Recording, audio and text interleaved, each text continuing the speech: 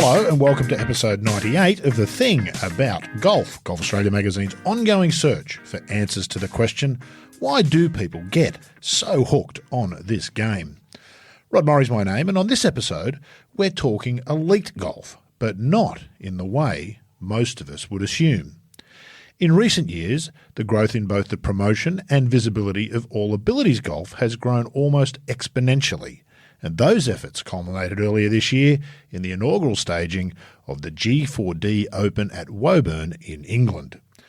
For those not aware, G4D stands for Golf for the Disabled, and of all the formats of the game, it is this inclusive, all-abilities one that is perhaps the most important.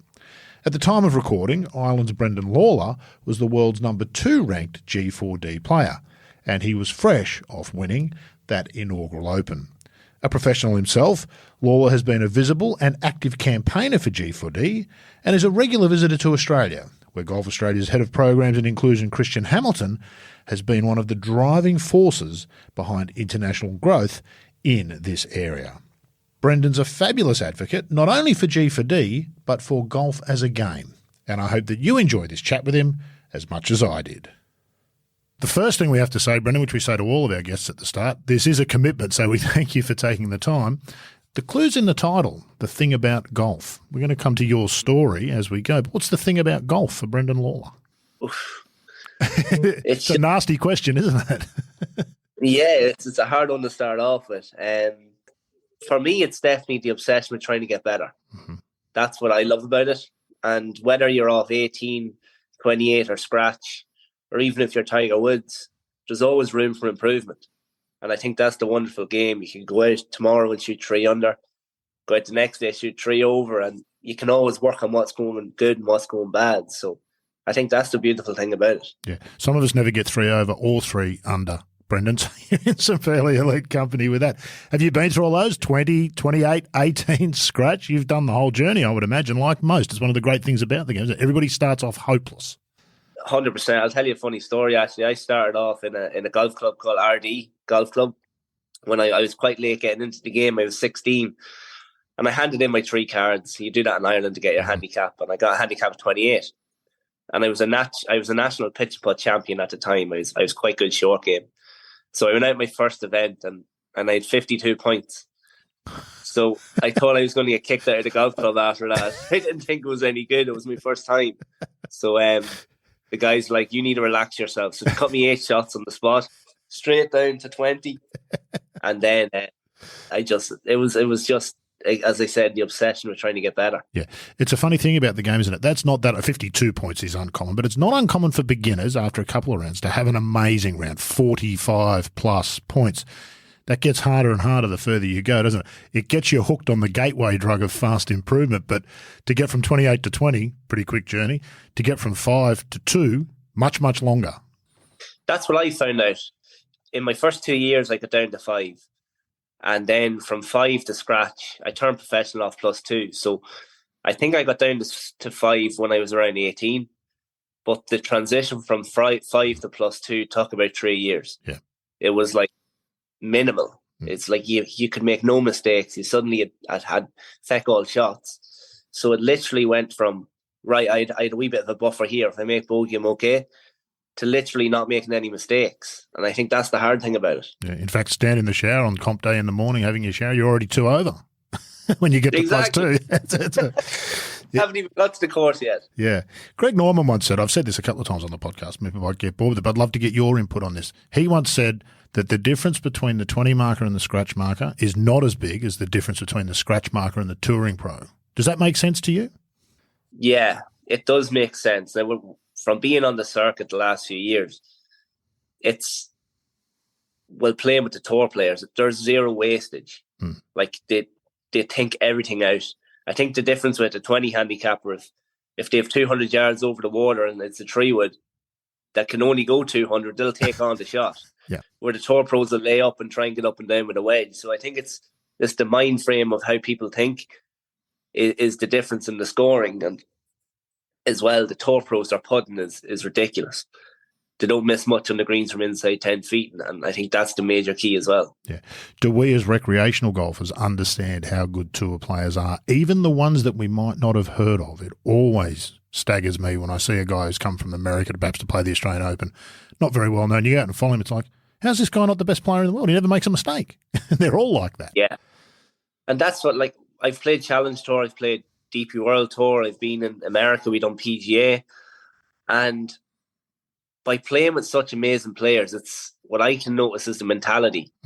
It's their temperament. It's their reactions when things aren't going well. And if you put 100 players, 100 of the best players in the world, talent-wise, there's not much between them. But mentality-wise, there could be 15 shots a tournament.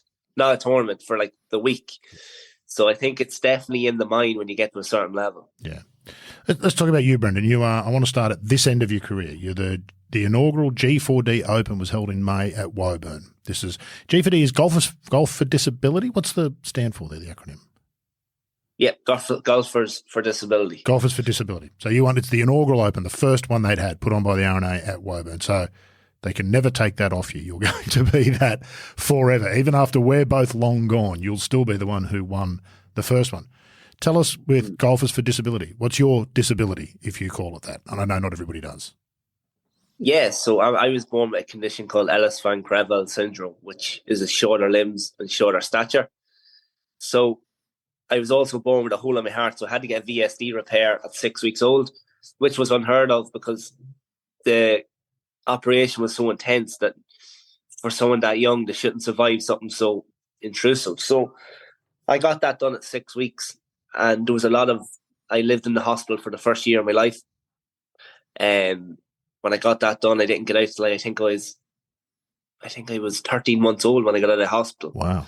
So it's tough for mum and dad being in hospital for so long, and it wasn't like I was just sick. I was really in a coma. It was nearly death stuff. So to be honest, the Ellis-Van Creveld wasn't the big issue when I was born. It was the hole in my heart with all the complications. And to be honest, the disability kind of kicked in when I was 7 or 8. Then I had knock knees, so the operation started to come. It affects your teeth. I was born with an extra digit on my fingers. So all this stuff started to come when I was young. But to be honest, I think sport was a fantastic leveler.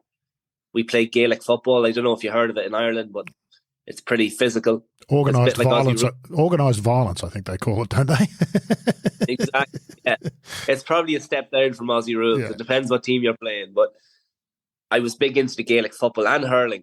I love sport, and I felt if I could compete in sport against people that are 2 foot taller than me, I didn't feel any different. And that's when the golf sort of kicked in.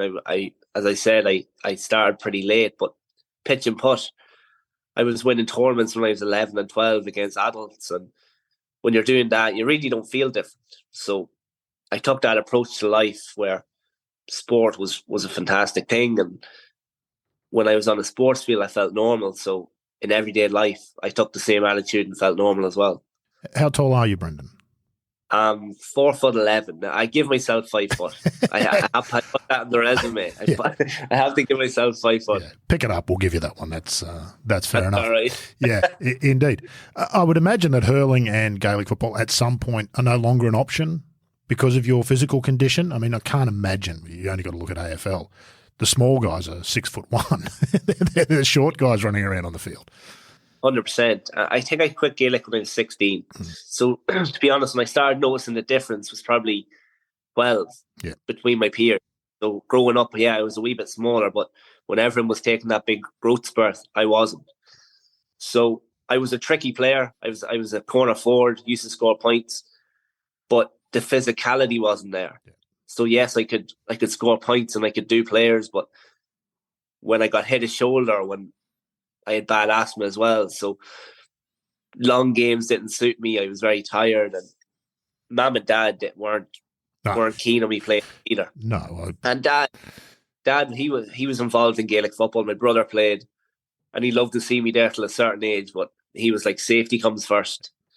So we found golf and took it from there. I was going to say, you used up all your hospital time when you were first born, mate. You don't get to have the teenage trips to hospital. That's fair enough too. tell you, there was plenty of them too. Yeah. I was reckless.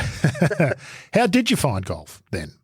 It was, well, I played pitch and putt from a very young age. My granddad loves the game, loves golf, would have followed Greg Norman, Arnold Palmer, all the greats of the game.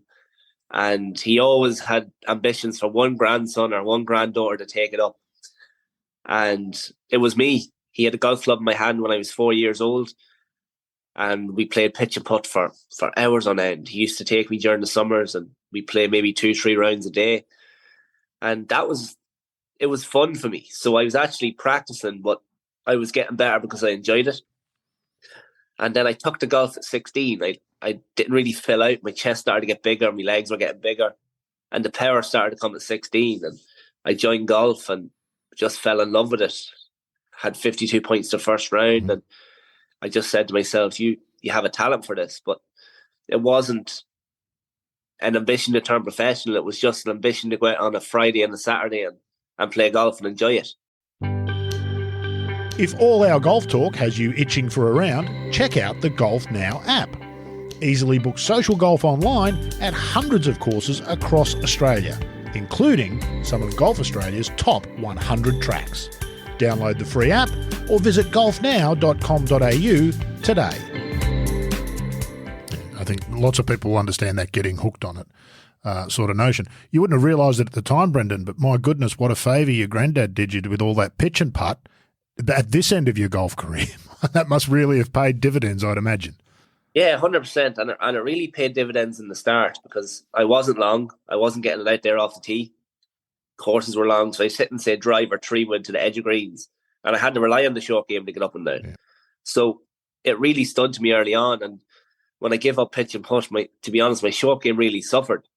So even the first year or two into my professional career, I could really feel that I wasn't getting up and down from 60 yards where it was a certainty before. So where I thought my strengths were still going to stick with me, it just goes to show you always need to work on these things to keep them sharp. Yeah. So it did go, and then I practiced up in Carton House as well. So they have a fantastic short game facility. So 2-3 days a week I had to spend there trying to dial it all back in. And you do that weekly now. It's great. That's what you do. You're a pro now. We'll come to that in a minute. Real lesson for all recreational players or all golfers who are trying to improve. It's a real mistake a lot of us make, isn't it, that you only got to go to a driving range to see blokes standing there smashing drivers all over the place. They're not actually getting any better with the driver. They're just hitting a lot of them. And while they're doing that, they're ignoring something they might be good at, like putting or perhaps chipping or their wedge game. And when you don't practice them, they become a weakness as well, don't they? Your golf goes backwards. 100%. And if I was giving anyone advice, it would be 70-30 for short game. 70% short game, 30% range. Yeah. Because you don't gain your shots off the tee. You gain your shots on the greens, especially when you're on the higher handicapper. It's the putting and chipping that suffers. And I think it's important to get that dialed in. It's all we talk about, though, isn't it? In media, how long Rory hits it, how long Dustin Johnson is, how long John Rahm is. There comes a time when that becomes more important, I guess, if you're good at all that. But there's no point being the longest player in golf if you haven't got a short game, is there? There's lots of long drive guys who could never compete with Rory or probably even you. Yeah, it's mad. But like even if you look at Rory's round this week, I don't know if you watched the Genesis Open, but how could you not? He was. How could you not? Rory in full flight. That's as good as golf gets, isn't it? Exactly, but he was probably 60 or 70 in the putting stats. Like his putting wasn't fantastic, and he still won the tournament. So imagine if he can get that putting thing going. Yeah, it just shows how important it is. Yeah, absolutely. How many players in that field do you reckon could have hit that 2-iron into the last? Oh, some shot, wasn't it? Yeah, it's just under the circumstances. It was playing the hardest hole of the day. Like you're hitting 2-iron into a 208 where he probably usually hit 7-iron. That's how strong the wind was. To pull that off and to hold the putt was just Major-esque. It just shows why he's one of the best in the world to do that. The discipline to pull the 2-iron when it's normally a 7-iron apart from anything else. For most of us, that's just such a huge, you can't possibly be a 2-iron. I normally hit a 7-iron this far. So just have the discipline to pull the club is the first part of the equation, isn't it? And then to hit the shot that he did, obviously. Big time. Yeah. Like the caddy had a big influence in that decision as well. Yeah, absolutely. I'll bet he'll get his cut, no doubt. They've proved a pretty good team. Well, I'm going to give Harry's away. all right. Yeah, I'm going to give away a secret. You would know Rory pretty well, I'd imagine. I'll give away a secret. We're recording this the week of the Open. This is Tuesday night in Australia, Tuesday morning in the UK. Can he get it done? Can he get it done after winning the Scottish, Rory? It's a big ask, isn't it? My heart says yes. Yeah. But going back to back is very difficult. Yeah. Yeah. That is all I'll say. But I wouldn't put it past him if he went out and won it. No, Rory's great. When you watch Rory, you can tell when he's playing well. He starts to bounce. And if he bounces, just give him the trophy because he's... Exactly. When he's he has that sort of perk in his step where he glides to the tee box. He doesn't walk. No. Yeah, exactly. Have you got to know Rory? I imagine you must have, and quite a few of the tour players, I would assume. What's that experience been like for, I imagine you were a golf fan before it ever sort of dawned on you that maybe that you could make a career out of this, particularly given your condition. Yeah, to be honest, it's very surreal. Like when we go to events, you're meeting Shane, Larry, Rory, like say Ricky Fowler, and they're coming up to you and they're talking, they're like, well, Brendan, how's things? Like, I was watching these guys as a kid on TV thinking just being at the K Club for the Irish Open, being a fan, watching is incredible. So for sharing the fairways, for sharing the same facilities, having dinner, having conversation with these guys, it's very, very surreal. Yeah. But the thing is as well, when you're in that company, you have to act normal, you have to feel normal because it's going to be a regular occurrence. If you start fanboying it, it doesn't look good. You're like, oh, can I get pictures? Can I get this? Just talk about general stuff. And that's what we do. Like we talk about where we went for dinner last night. How's the family? What are you working on at the minute? It's not like, oh, come here, can we get a picture? It's great to see you. It's very sort of friendship-like. And I think that's where a lot of sort of players kind of, when they're in that environment, they fan it a wee bit too much. Where if they just embrace it and feel like the opportunity is going to arise again, I think that's the right way to approach that sort of stuff. It's one of the difficulties for good amateurs making the transition, isn't it, from the top of the amateur game to the professional game, is that you do enter an arena that you've been watching from afar for so long and you've worshipped these players. Very hard to just be normal. I imagine you probably didn't pull it off the first time necessarily either. You'd have been nervous and like talking to a beautiful woman, you get a bit of this going and you don't know what you're talking about. What did I say? They've left. I don't know what I said. It would have been some of that, I'd imagine, the first couple of times. 100%, yeah. And like as you said about the amateurs, some of these guys are the best players in the world, and when they go to this environment, they're struggling. So that's what I mean, the mentality side. If you give them 2 or 3 events in the limelight, they're going to be far better. Yeah. There's an Irish guy called Matt McLean. He played the Masters. It was his first Masters, and obviously it's a ridiculously hard stage to perform on. He didn't have his best week. But then he got into the Open as well last year, and he performed at the Open. So that 1 week of experience kind of passed on to doing well at the next event. Yeah, indeed. In fact, there comes a point, I think, Brendan, obviously physical ability is hugely important, but when you get to a certain tier, Rory and Tiger and some of those guys are in a different class, but it's attitude becomes almost more important than aptitude in some ways, doesn't it, at a certain level of the game? Because you're not there if you can't play. So now all that's separating the guys isn't physical ability, it's how they handle their emotions and that mental discipline that you're talking about. Yeah, 100%. And I think I seen a podcast about Tiger, and he said many of these guys could play like me, but none of these guys could think like me.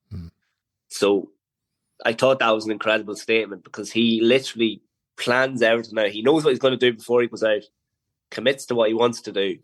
And it just goes to show that process has stuck with him through his whole career, which paid off. Now, when you mention the physicality side, when you talk about disability golf, it's a whole different thing. Of course. I feel it's the opposite in disability golf. I feel we all have the same mentality of not giving a shit about our disabilities. But the physicality side can really enhance how good you are as a golfer, if you know what I mean. Yep. Yeah. So some with one arm and some with one leg of 2 completely different disabilities, but the physicality is very different.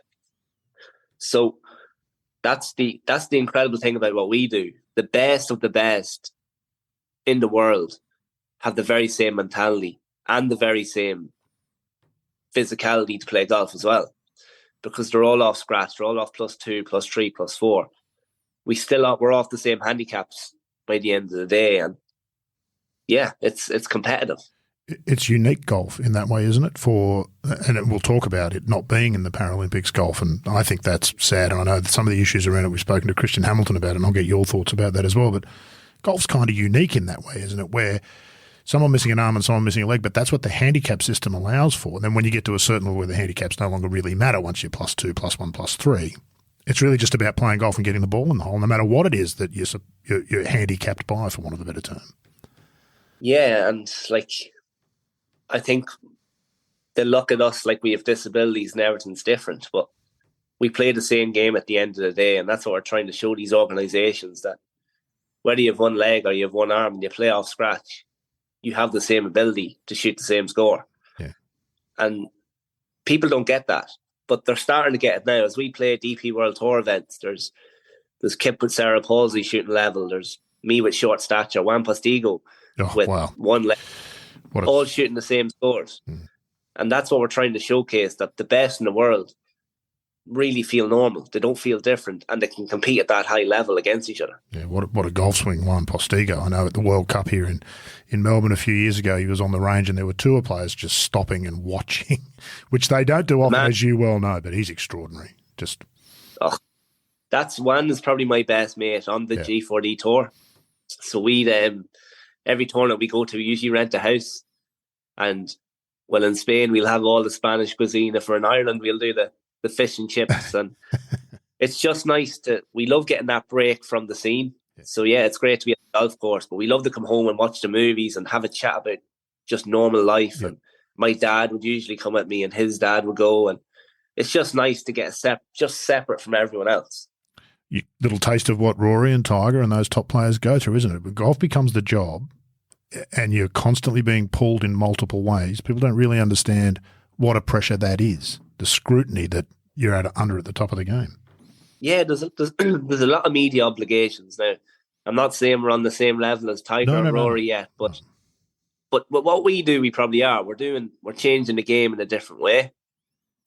And there is priorities that come with it. There's a lot of media stuff. You really have to watch what you do then. You can't just go out in the piss on a Tuesday night and be at tabloids on Wednesday morning.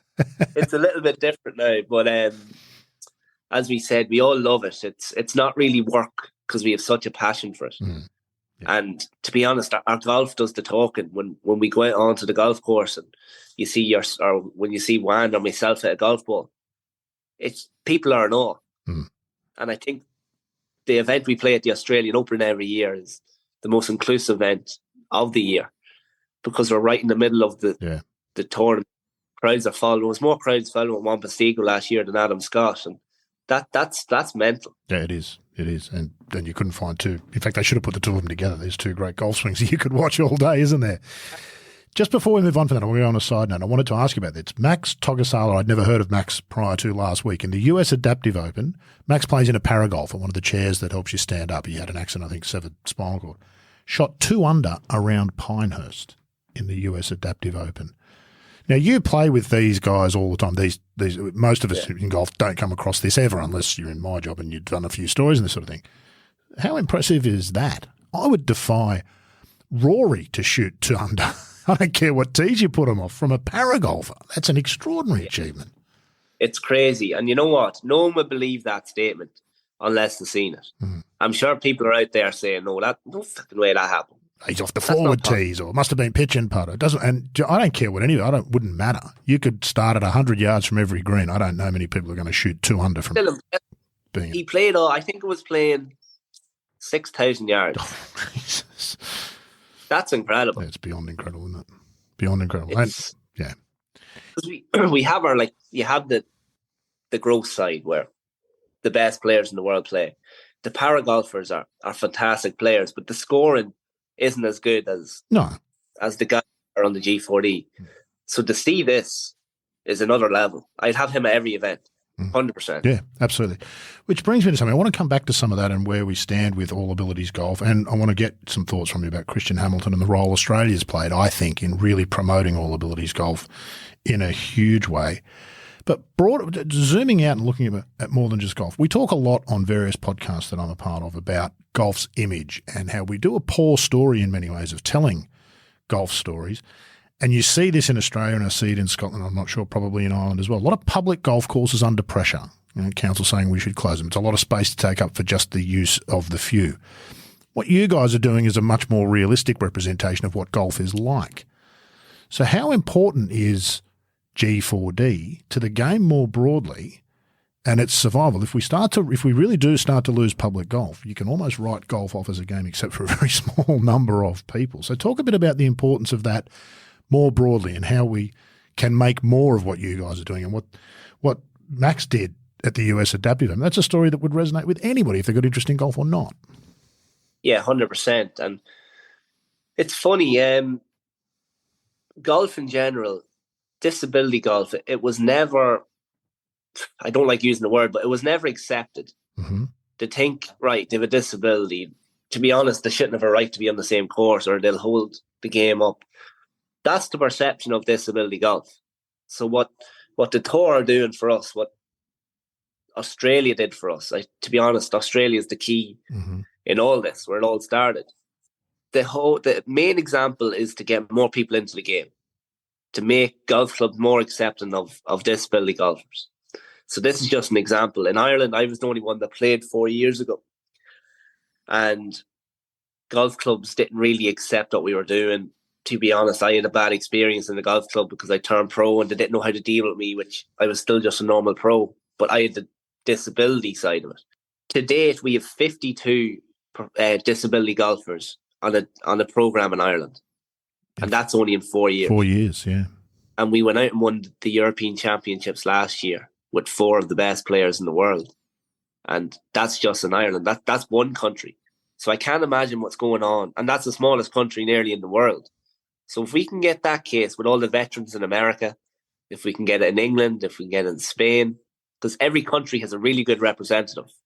Juana's Spain, England have Kip Poppet, America have Chris Biggins.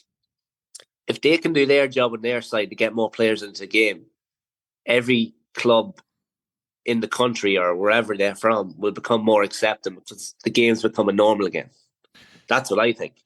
I agree. And you're talking about a country with a strong golf culture like Ireland. We're the same here in Australia. And I think you're right. There's lack of acceptance. Golf's been very closed in some ways, hasn't it? Even though it can be very open. For somebody who's had some kind of major traumatic incident, like Max, who plays in a paragolfer, there's a lot of can't in their life all of a sudden. But golf is a can, isn't it, for those people? And I don't know whether we make enough of that. Yeah. And to be honest, like, someone normal doesn't understand the determination or the mental side of someone with a disability, especially playing at the highest level. These guys feel as normal as you do. And that's, honestly, though, that's the message we're trying to out. Just because there's an asterisk of disability before your status or before your disability professional golfer, it doesn't mean you're not feeling the same emotions as Rory feels over a 6-footer. It's just a different game. Don't take that bit out. It's not a different game. We're just playing it to a high level, being different. What you've alluded to there is an awkwardness, and I think this is true beyond just golf as well. There's an awkwardness about the language when we talk about people with disability and golfers with disability. There's an awkwardness about not wanting to say the wrong thing or do the wrong thing or put people in a position where they might be embarrassed. Is the problem with us on the normal side, quote unquote, in many ways? I'm not saying that there's a problem because we've been given this great opportunity. I'll put it this way. I'm very lucky to make a career out of golf. And if I didn't have disability in front of my name, I'd just be thrown in with hundreds of thousands of other professionals that don't make it. Mm-hmm. Because I'm different, because I feel I can promote the game well, I feel it was a fantastic road to go down. That's what makes me unique. I am different. I'm playing the game at a very high level. But I also feel it's very important that I stay in my disability field. If I played Challenge Tour every week and missing cuts, you're irrelevant. But if you're playing G4D events and winning and getting more people into the game, you suddenly have a purpose in the world. And I think for someone with a disability and is looking to promote the game, I think they need to know the right road to go down and not, yes, the professional side's fantastic, dabble in, dabble out. But you're the disability golfer making a difference outside of the game as well. And I think that's important to realise. It's a responsibility, Brendan, that you don't have to accept if you don't want to. You clearly have. Do you see it that way?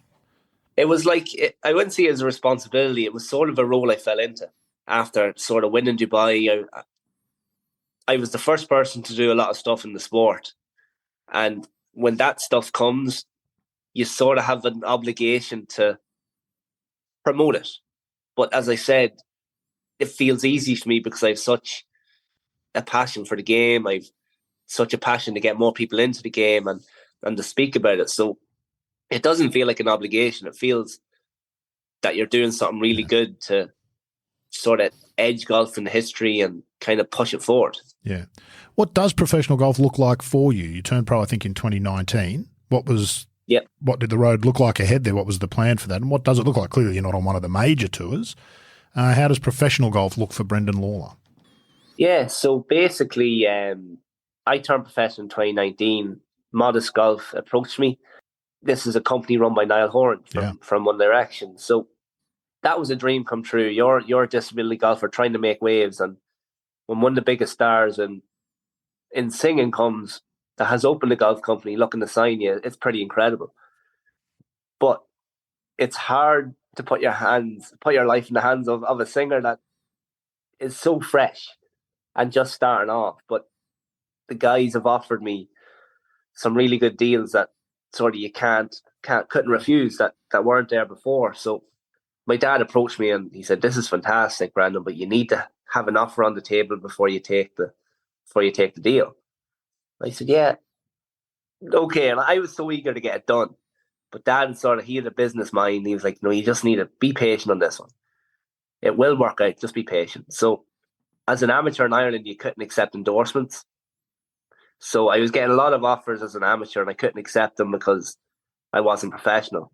So the only terms of the contract was you need to turn professional to get these endorsements. So Modest were like, "Yeah, that's perfect." So they came with me the following week with Adidas and TaylorMade, two of the biggest companies in golf. And that was enough for me to do it. So it was fantastic. And the disability golf was big at the time, but we didn't have the G4D tour. We only had 4 events on tour. So we didn't have much.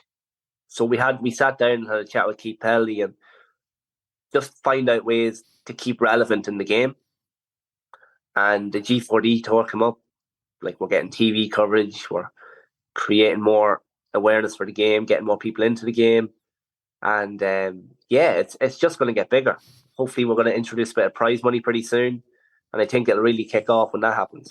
But there's no question, because, of course, at the end of the day, for all the nice feelings and everything that might create, it's not a charity, is it? You've got to earn your money as an ambassador for TaylorMade and Adidas. You've got to get exposure. You've got to be – they don't give Rory however many millions they give him a year to not do anything. He can't sit at home. He's got to go out and be Rory, and you've got to do the same. That's an important lesson, I would imagine. For you, it would have been an important lesson. It has been an important lesson in the realities of what that endorsement side of the game looks like.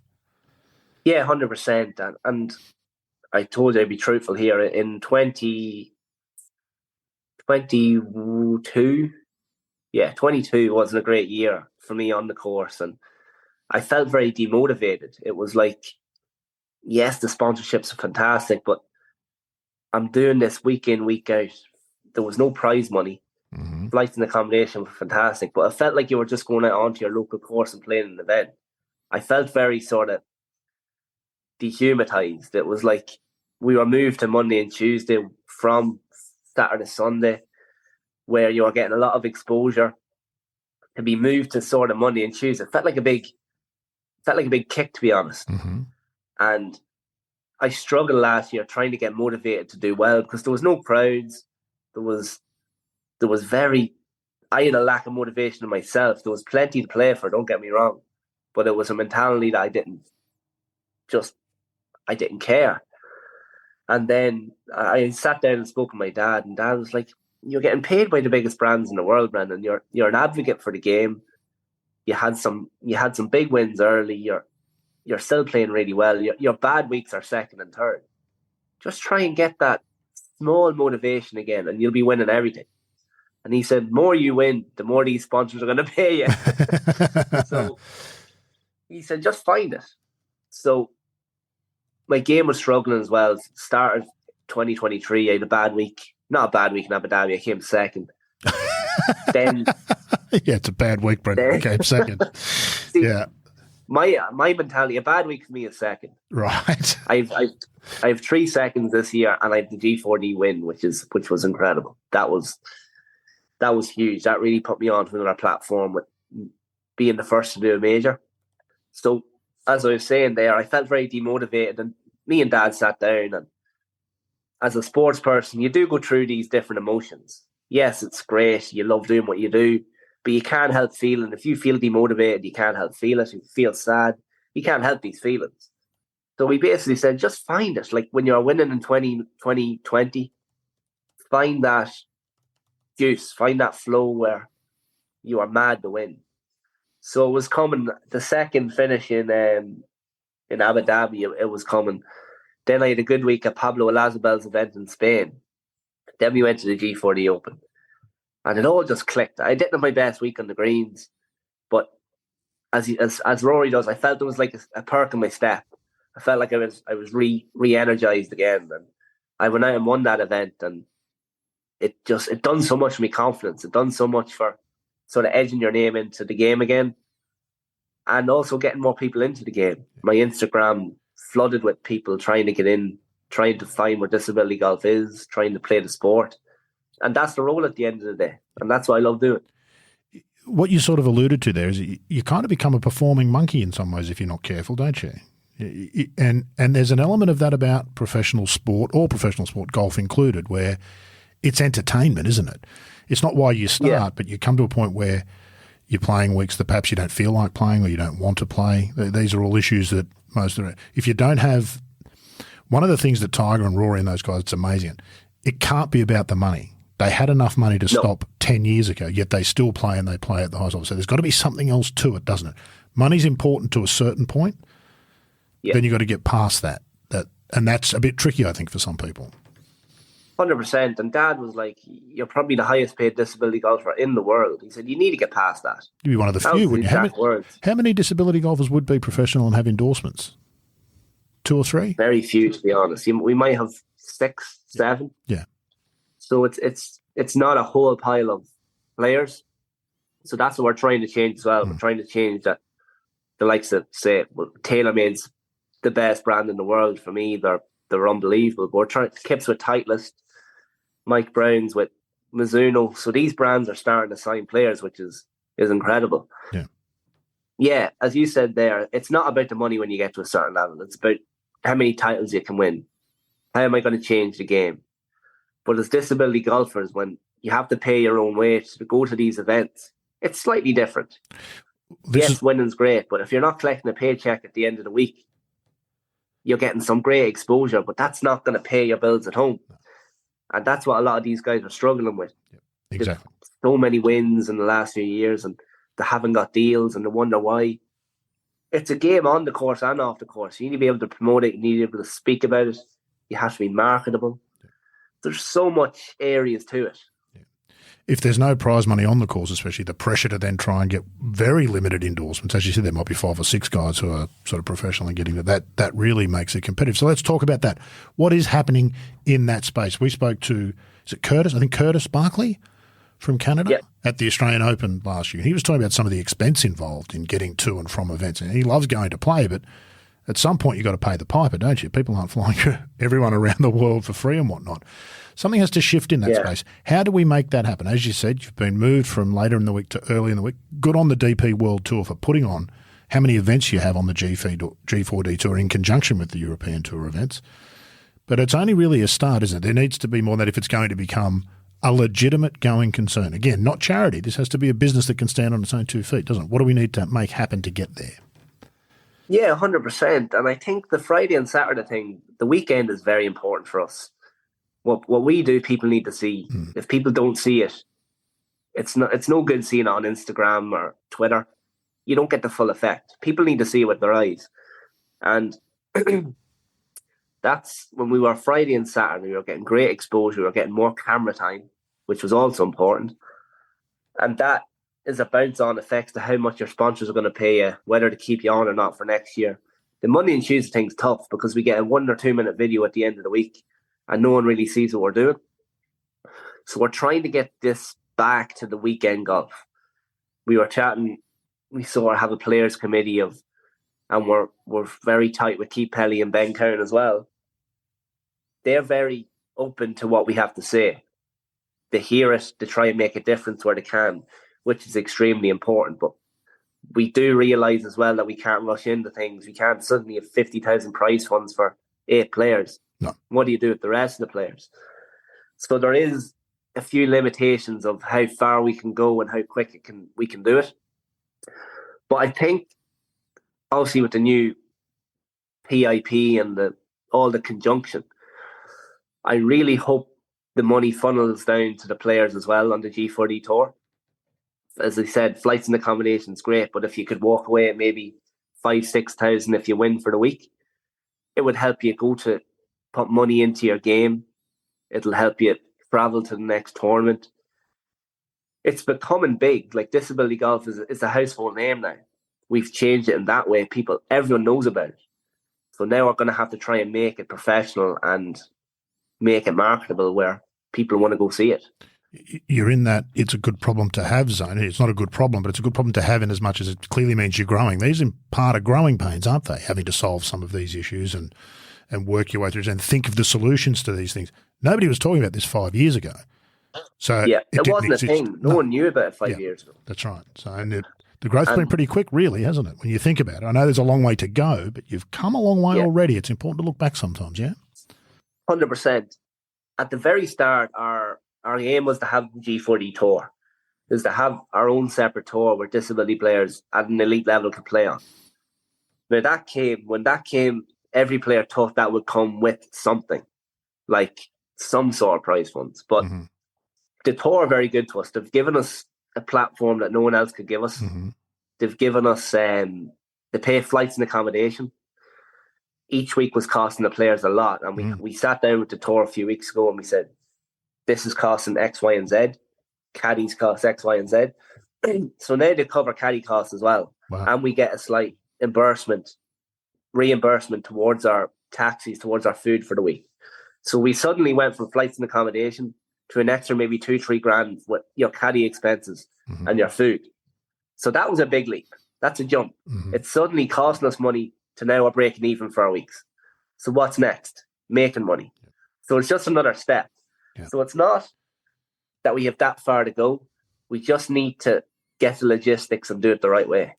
Has there been any pushback from the regular tour players in any way? Because they, of course, don't get that, although those things are starting to come in now. We've seen a huge shift in the game with Live Golf League. It's gone from eat what you kill to now there is payments up front to players on certain tours in certain places, which is kind of what you're doing. Has there been any pushback from regular tour players about that? Because for most of them, they bear those costs week in and week out. If they don't make the cut, that cost is on them. Yeah, and we 100% get that. Like the players say on Challenge Tour are struggling to get onto the main tour, and the guys that aren't making cuts on the DP World Tour, it's probably costing them 2-3 grand for their week at least. And we get that. But when we talk about pushbacks, it's only good that we got from the tour players. They love to see us there. John Ram was asked in a press conference in Dubai last year, do you think G4D tour players should be paid? And his reply was, are they not paid? They're regular guys. People are coming in to see them play. They're not monkeys. They're not performing monkeys. They're players and they deserve to be paid. So to get that from the world number one at the time was huge. And I think that really pushed our argument to the guys at the DP World Tour to get what we have now. So we're only 2 years into G4D as well. It can't happen overnight. No. But we are knocking on the right doors, and there is enough players coming into the game to make this a full-time thing. What would that look like, do you think? How many realistically, what sort of field sizes do you have now? And what sort of field sizes could you realistically think? How many realistically G4D players could make a living playing the game as we see in professional golf that we're used to seeing on the major tours around the world? What sort of scope is there, do you think? We're starting to get good scope now. If we're going to be in conjunction with DP World Tour, like we have to be careful with tee times. Like how many players can we fit in on a Monday and Tuesday when players are looking to get practice rounds? Yep. if we go back to weekend golf, how many tee times are they going to allocate us? Are we going to be playing at 6 a.m? There's a lot of ways around it. But to have a competitive tour with decent prize money, I reckon we need 20 to 30 players at the same level to make it good for the eyes, for people to see. I reckon we need about 25 to 30, roughly. And if you want to play the weekend, those 25 to 30 spots are going to come out of the regular field, aren't they? They can't add you on. Fields are pretty full in terms of time. So you can see the issues there, can't you? Yeah. Like, do we stick with our Monday and Tuesday? What they said was we went back to Monday and Tuesday to increase the field size, which didn't happen. So that was logistically wouldn't happen either, because players need practice times. The times we play at now are pretty silly, like 4 p.m. in Sweden we were playing. So we need to get, if we can keep the top 10 there at the minute and get it right for the top 10, we can then think about them problems. Whether we have to go to a different week, whether we get our own tour fully supplied, where cameras are there filming what we do on a different week. It's logistically so much you have to talk about. Yeah. And it's a step-by-step process, and I've started my own business here, and the things I didn't know that I didn't know, you wouldn't start if you knew them before you started. You've just got to Exactly. You don't think of that. All you think about is trying to do well, and all these obstacles come as you do it, and you just have to climb them. Yeah, indeed. And look, as I said, I think they're good problems to have. It means you're growing. These are growing pains, and all of these things, they'll eventually sort out in a way. They'll find a way, but it's a bit of painful as you go through. You mentioned something back there, and I do want to particularly mention Christian Hamilton. I can't sing his praises enough. And you mentioned Australia being at the forefront of all abilities in golf for disabilities. Tell us what you mean by that, and tell us about, from your perspective, Christian. And we've had him on this podcast here. He doesn't talk himself up, as you know. He could, he should. But the importance of him, because it feels to me like he almost started this global movement that's got us to where we are now. Yeah, I can't talk highly enough of Christian. He's changed everyone on G4D's tour's life. He's changed, because I'm going to say it. He has the balls to go to the top guys and tell them what he wants. Yep. He doesn't sort of beat around the bush and saying, "Oh, we'll take that." He wants the top apple in the tree, and he gets it. And that's what I love about him. He doesn't go pick all the bottom apples. He goes for, right, we want these guys in the middle of the field. We want prize funds. We want full inclusivity of Players' Lounge. We want the lockers beside Adam Scott. And he gets it. He gets all that, because Australia are so inclusive of the whole thing. And if the DP World Tour can take Golf Australia's, how they think about the game and how inclusive they are with the disability golfers, we'd be a lot further with this game already. So we can, and DP World are at the Australia event. Last year was the first time it was in conjunction, I think. It was, yeah. So all the guys were there watching. And this year coming is going to be the same.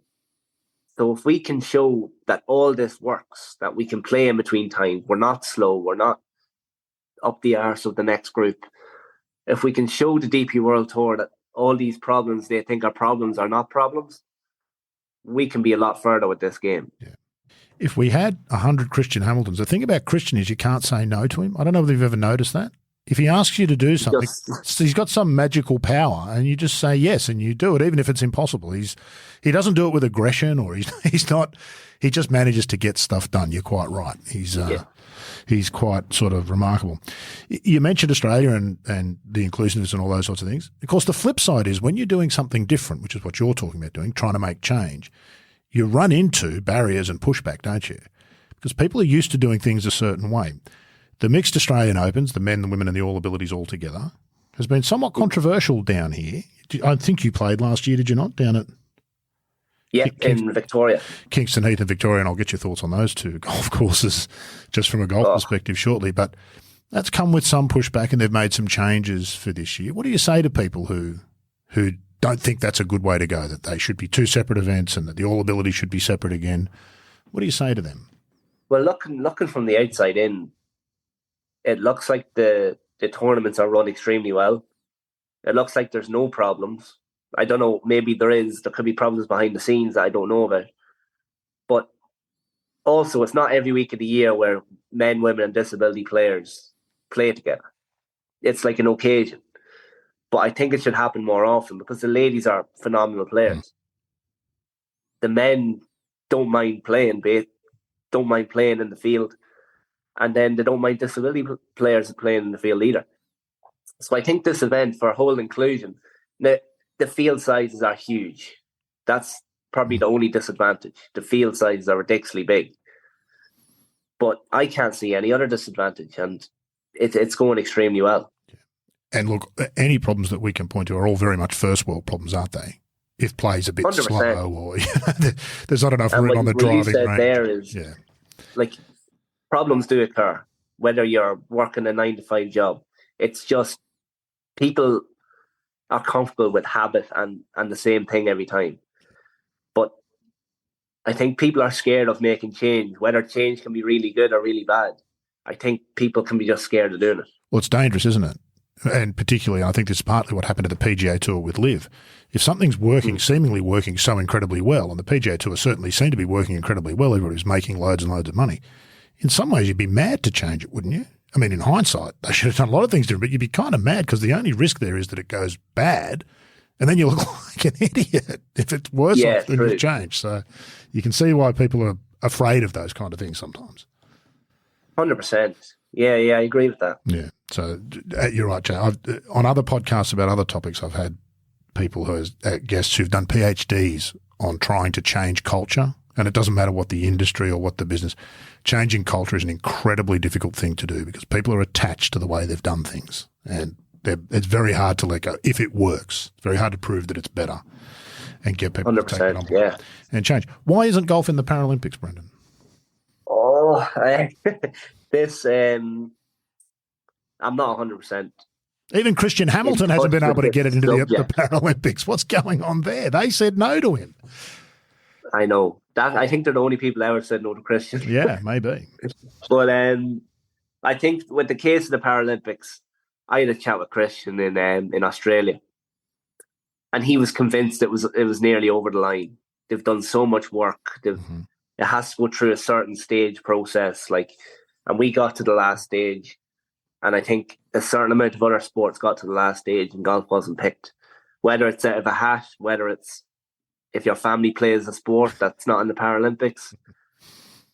It could be political, it could not be, but I think it's also a thing where the Paralympics feel they have to hand out 15, 20 categories of different medals, where all they have to hand out is gross staple for the net, like they would in any other normal event.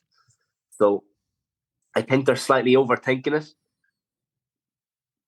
If I had to say anything, I think they're just slightly overthinking the medal situation. But we have the players to play in it. It'd be a very competitive Paralympics, and it's a shame it's not in it, to be honest. Yeah, I do agree, and golf really should be doing. And I think golf in this instance has actually done really hard work at the time. You can't always say that about golf and golf's governing bodies, but in this case I think you have, and the problem does seem to be on the other side. It's with the Paralympics, as you said. Golf doesn't seem complex enough for them. You can't have enough categories.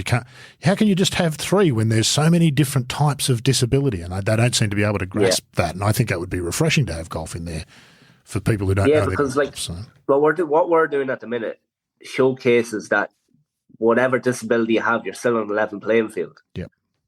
So if they can't see that and they can't pick that up from what we're doing, they're obviously not seeing what we're doing. Yep.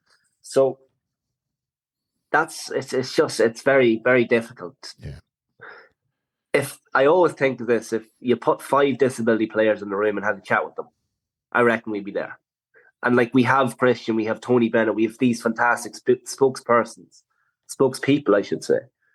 But I just feel if you could get 5 of the best in that room and just hear their ear for 5-10 minutes, I reckon we'd be there. Yeah. If all our golf talk has you itching for a round, then make sure you check out Golf Now. The Golf Now app and website gives you an easy way to book social golf online at hundreds of courses across Australia, including some of Golf Australia's top 100 tracks.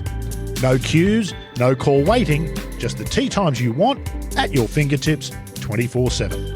Download the free app or visit golfnow.com.au today. Go play. You're comfortable in this environment. Brendan, and you commentate on Sky Sports as well on the golf, so clearly not at all.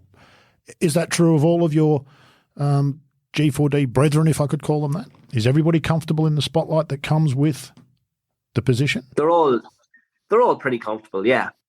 This is actually a funny one. The people that were born with their disabilities are far more comfortable than the people that have a traumatic experience and lose their leg, which is obviously, when I say that, it's pretty obvious.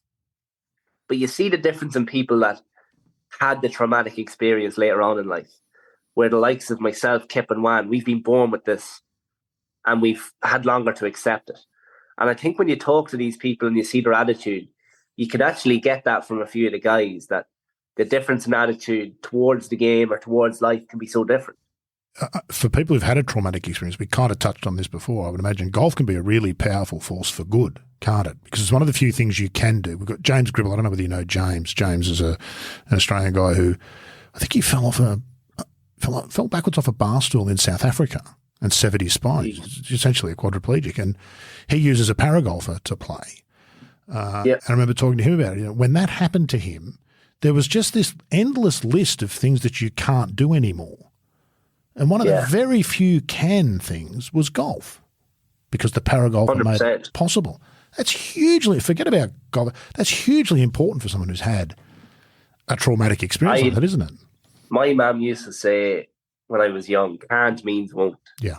So if she says lift the clothes off the floor, I can't do it. You mean you won't do it? That's right. It was just like me getting the butter off the top shelf. I can't do that. Well, if I get a chair, I can do it. Yeah. So I think you have to adapt to these situations on your own, whether you have a disability or not. And I felt people that are at the top level of golf and that have a disability have adapted to every situation that was put in front of them. And the long list of can'ts, there's more. The list of cans is a lot longer than the can'ts. Yeah. And I think that's important for these guys. Yeah. And that to come back to the point I was trying to make earlier is that we don't tell that story enough about golf, do we? Non-golfers think golf is Rory and Tiger and exclusion and wealthy people. They don't, and that's not the case. We as golfers know that we play with mechanics and panel beaters and butchers, and but non-golfers don't seem to get that. We've done a terrible story of explaining how inclusive golf really is and can be. 100%. And as you said, a lot of people don't get it. And you see that with like Instagram posts. Like it was very funny. I had a start in Japan a few weeks ago. And DP World put up a video. I hit like a wedge shot, I hit the pin. And it got, I think, 50,000 likes and over 1.5 million views. And I don't read comments, but I was going through some of the comments. And the negativity was horrific. From your average golfer that can't probably even swing a club. So I was reading through these comments, and they don't annoy me. It was something that it never affected me, comments. But it's very hard for my family to read that, like, oh, midget golfer or small guy, he's a great short game, all this shite. So I said, you know what? This doesn't annoy me, but I'm going to highlight it. So I done a post, and I picked out all the really negative comments, and I put them in front of a picture of me. And in the next slide, I put out a video speaking about the situation. Basically speaking about how it doesn't affect me. But I thought this was a great time and a great platform to highlight negativity online. And for more disability athletes getting exposure online to maybe not get that hit. To maybe give them like a coping mechanism to deal with the hit. Because I don't care. I think it's funny. The only thing annoyed me about it is I had a serious rip for every comment that I couldn't reply. See, that's right. Now that you've got the... That really annoyed me. That's when we go back to going out on a Tuesday night and you can't do stuff. But I actually had my notes. I wrote down 1 or 2 of the replies. And this was a coping mechanism for me. And under it, I wrote my reply. And I was just pissing myself laughing of how funny my reply was to the negativity. Give us one, because I wanted to bring up this incident because you wrote a really good blog about it for the European Tour's player blog as well that week, I think, if I'm not mistaken, about those comments. So give us one of the comments and one of your replies that you couldn't publish. Come on, just a little taste for us here, just a special treat. You must have saved them somewhere. Yeah, I had a really good one. It was... there was one, is he 12 or 33? And I wrote down 33 shots around better than you. Very nice, and no doubt true, because in fact, anybody who's got any ability at golf would do nothing but respect the games of the disability golfers, would they? If you know anything about the game, it's unbelievable how good you guys are. Yeah. If you've got any and people idea. don't get it, and the average golfer seeing something different, they have that ignorance. Yeah. They have that sort of, oh, what's he doing on tour? Is this like he doesn't deserve to be there? Yeah. But I feel that's uneducated people now. Because golf's a house, or disability golf's a household name, people are starting to see them a lot more. So I think it's kind of ignorant for people to judge someone that's trying to make a difference. Yeah. Look, we say kids can be cruel, can't we? What social media has allowed is for adults to pretend they're still kids. Some of the cruelty of some of those comments was, well, it was it's just beyond unacceptable. You can't imagine what goes through some people's minds. And none of them would ever put their real name to it. You know that's no, it's all like keyboard warriors. Yeah. Exactly. Anonymity has not been a positive. More broadly, though, Brendan, how much of an issue is that? And it's not just – it's anybody with any sort of a profile, not just not yourself being a disabled golfer with disability. Anybody with a profile just gets hammered on social media. Yeah, 100%. I'm a smaller target, but I'm a bigger target online. That's what I love to say. It's good to have a sense of humour about it. I'm sure that it probably doesn't bother you, but occasionally it must get under you. It actually must upset you. I can't imagine how your mum must feel if she reads some of that stuff. Yeah, I can honestly hold my hand to my heart and say this stuff, it doesn't annoy me. You can throw all the at me because I grew up with this. When I went to school, people looked at me. I heard the comments. There's kids... I'd be walking in a shopping centre and there's kids saying, look at that small guy. I've grew up with this my whole life. So to see this negativity, I feel happy and mentally strong that I can deal with this because a lot of people couldn't. And I thought it was important to highlight for people that might be suffering mentally that if they can't take a negative comment, like one negative comment could hurt someone. There was hundreds on that. Yeah. So it was just a great chance to highlight for other people to take an example of it. Yeah. By the way, I can't swear on this podcast, can I? Bit late now, isn't it? in typical Irish, it's okay. In typical Irish fashion, you've already done it. So yeah, sorry about that. Don't be silly. I can bleep if I need to, but more to the point, we can put an E for explicit on it, and that's fine. I don't think we've ever had an E for explicit on this podcast before. So you're the first there as well. You're the first G4D Open winner. I'm still making history. Yeah, the podcast. First explicit golfer. Where's it going to go for me, Brendan? If I took you back 5 years and asked you to look forward, this is a difficult question to ask because it doesn't make much sense. But if you'd looked forward 5 years ago, I doubt you would have seen yourself here. No, to be honest, we have a family business that does office furniture and CCTV cameras. And I worked there after college. And to be honest, I thought I'd be still working there. Working my 9-to-5 job and playing golf maybe on a Friday and Saturday or a Saturday and a Sunday when I was off. That's where I thought my life was going to be. I never thought I'd be doing public speaking. Never thought I'd be playing DP World Tour events, being an advocate for disability golf. All this stuff wasn't even a thing. Didn't even know anyone could do it. So to be able to do it and to be able to make a career out of it, it's surreal. And I'm just loving it, loving the experience. What have you learnt about yourself? Because as you said, I think you're right. There's a real difference. Someone who has this sort of trauma kind of thrust upon them, for want of a better term, something traumatic happens and they go from being normal to sort of disability. You got used to all of that side of things because you were born with your disability. Yeah. You've been thrown into something. This is a huge change for you too. What have you learned about yourself, becoming an advocate, an ambassador, public speaking? I don't know if I've learned anything. What I felt I'd done well is I felt, well, you can call it fame. I felt I handled the fame well. I felt I stayed pretty grounded. I have an attitude where whenever I'm in a celebrity environment, I feel I can adapt well to it. But when I'm not in it, I don't care. Mm-hmm. So when I'm in it, I can really enjoy myself. But when you're not in it, it's not there. You just have to look forward to the next time you're going to be in it. Yeah. Like, I think that's where a lot of people get focused on. Right, I was in Rory McIlroy's environment yesterday. I want to be in it again. It happens naturally, and you just have to let it happen naturally. Yeah, and it's actually that world's not that much different, is it? there's a lot more money and there's private planes and there's those kinds of things. But really, the people themselves, those around them can be pretty annoying and difficult to cop. But the people themselves generally, those who get there tend to be those who are like what you're saying, pretty grounded. They're the most normal people in the world. Yeah. Like, you need to remember, these guys just weren't born rich. No. They've worked their ass off. They've seen every side of the pie. Yeah. They've seen the poor days. They've seen the tough days. Yes, they're millionaires, but they still see the tough days. Yeah. Yeah. Like Rory, his ambitions were to win tournaments. Like when he lost in Dubai last year, there was a picture of him ripping his top. Yeah.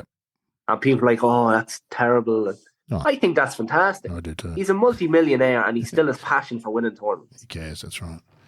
I do too. I think that's unreal. I don't like to see the negativity in anything. No. But I thought that was a positive.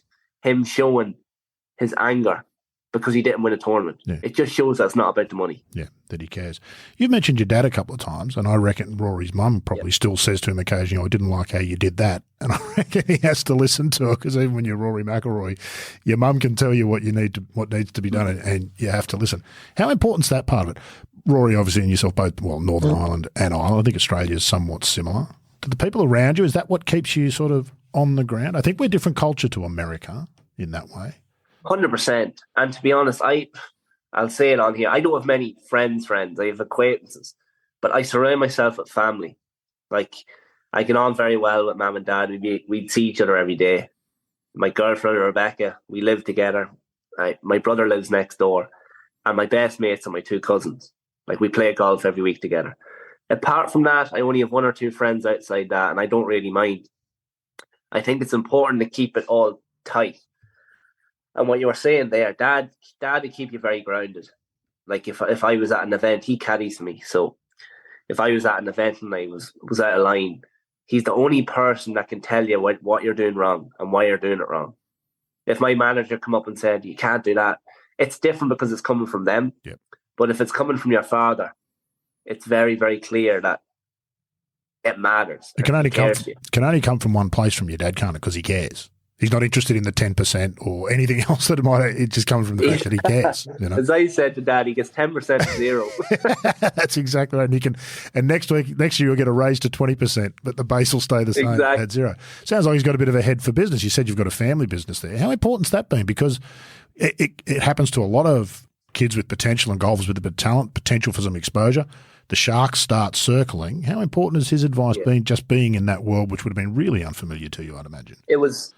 Dad's advice was huge. It was, to be honest, when things were starting, when I won my first few events, there was a lot of sort of deals coming. I'm not going to say small deals, but say local businesses looking to give you a couple of hundred here, a couple of hundred there for your flights. The best advice Dad had given me is said, don't take that money, Brendan. He said, I feel this is going to be a lot bigger. And if you do take that money, you're going to be tied to these people. Mm-hmm. They're going to want something off your back, whether it's pictures or signed stuff, whether it's a shout out every now and again.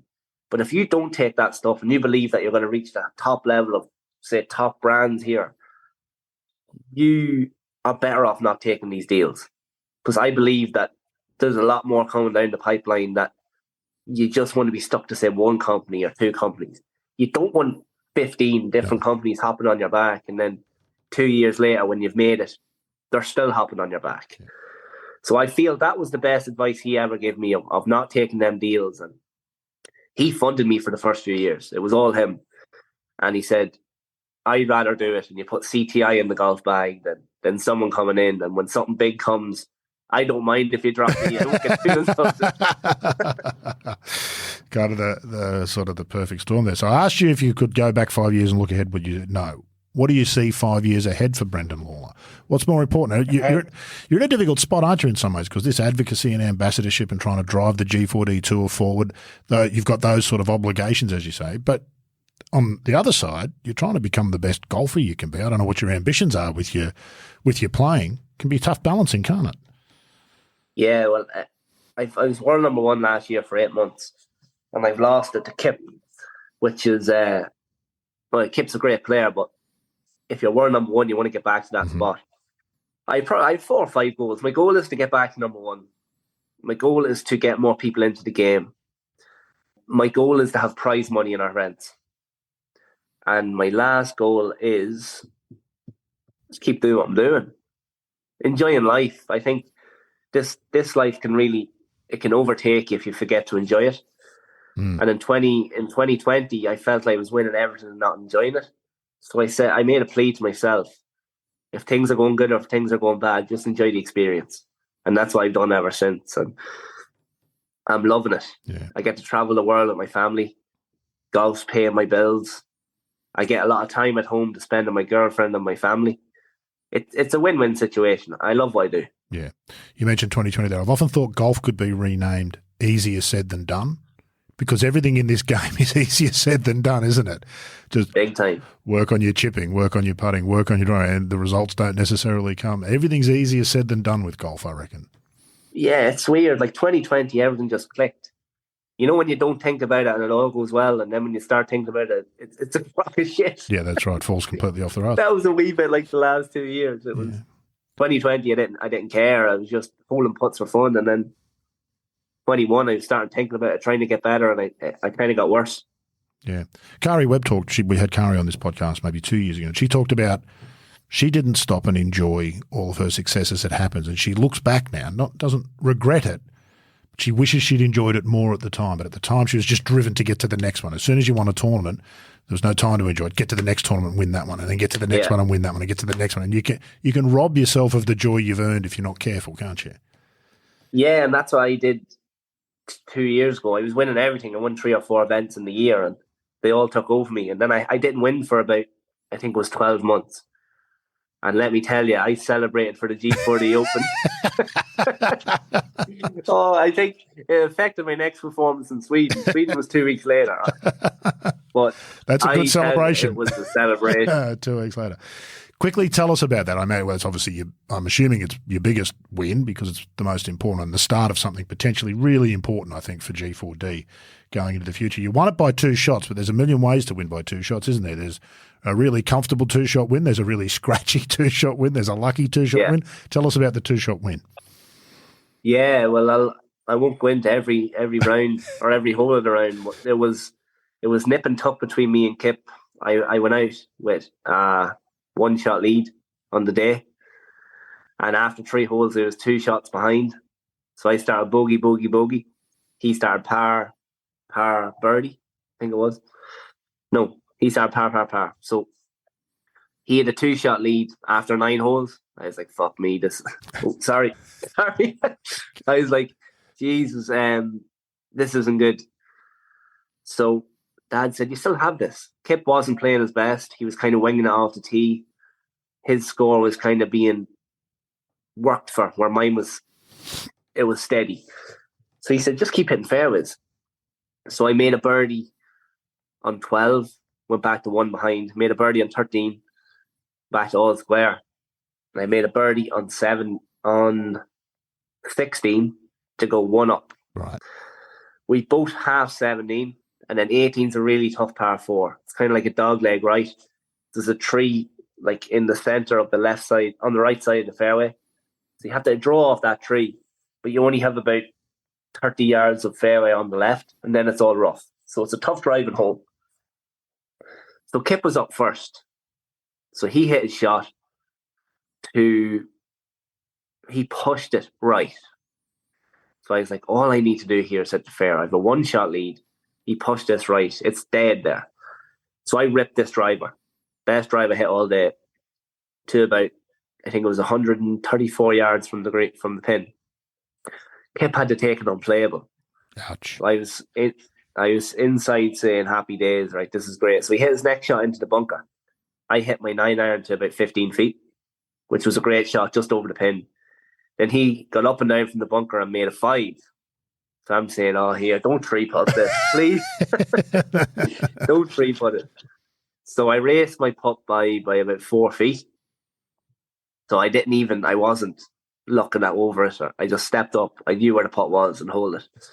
Then all my family ran in. My managers were there. It was a surreal moment. Fantastic, and one that you'll no doubt remember forever. And as I said, there's a bit of history there. Just on that, when you see him pushing, he's got to take an unplayable. And I know you're cheering inside saying this is great for me. Does part of you feel a bit sorry for him? Golf's a funny game, isn't it, in that way? You compete against everybody else, but you kind of compete against yourself really only. It's a strange one, isn't it? You can be happy for your mate when he plays well. I can tell you what, I didn't feel sorry for him. He bet me 4 fucking times last year. So I felt no sorry, I can tell you. But I'm sure you bought him a beer afterwards. We're great friends. Me and Kip, it's like, we need that. We need that competitive. We need that battle. More people coming in. But when the golf's done, we sit down and we chat. We chat about normal stuff, and it's like a big family, and that's what I love about it. On the course, we're enemies, but when we get in, we're family. The thing about top-class golf, I think, is that you want the other guys to play their best so that when you beat them, they know that you're better than them. Do you know what I mean? 100%. And Kip's been unstoppable in the last 2 years. He's racked up some amount of wins, but the thing is, he's not unbeatable. What I feel he does well, he gets the best out of his game. He doesn't waste any shots, where some of us are kind of wasting a few shots here and there and only losing by 1 or 2 shots. So he's definitely beatable. We just need to approach it a wee bit better. Yeah, fantastic. Well, Brendan, it's been fabulous to chat to you. I've really enjoyed it. We'll look forward to watching the rest of your career unfold. You'll be in Australia at the end of the year, will you, for the Australian Open? Yeah, I wouldn't miss it. It's definitely the best event of the year. You'll be right here in Sydney now. I know you'll be under a lot of pressure, but I'd love to get you to come into the studio here where I'm sitting and sit down with us the week of the Australian Open and have a chat. 100%. Because it's up here, so it'd be fabulous. Are you in Sydney? Yeah, I'm in Sydney. So I'm on the other side of the Harbour Bridge to where you're going to be. Have you been to Sydney before? Yeah, you would have done because you played the Australian, and where'd you play? The Australian, the Lakes? Where did I play the Lakes? I played the Lakes in Sydney. Yeah. So we're on the other side of the bridge. So it'll be there as well. So the Lakes and the Australian, I think, are the two hosts. So one you'll be familiar with and the other one's not far away. So they're not quite Kingston Heath. They're not Kingston Heath in Victoria. Okay. What'd you think of them, by the way? It's Victoria is just ridiculous. Yeah. I think it's better than Kingston. Yeah. I don't know what you think.